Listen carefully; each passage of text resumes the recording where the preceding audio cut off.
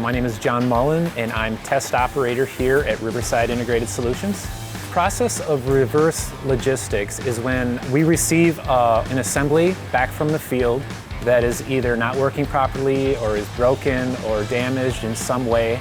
We then look at this assembly and determine whether or not we can refurbish it or repair it, or we have to scrap it out altogether. So it's kind of that evaluation process. Having that option or that ability available to a customer that maybe isn't ready to purchase a brand new product, but would like their current product maybe updated or minor repairs made that would save them money in having to purchase a brand new product. I can tell you that it has saved our customers money. I can tell you that some of the medical imaging equipment that we've been able to refurbish through our reverse logistic process has saved our customers money and allowed their product to remain out in the field working longer.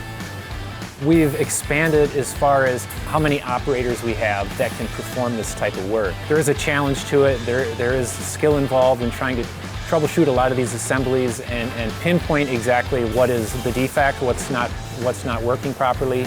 And so we have a good amount of staff now that can make those determinations and do the repair work that's needed on these.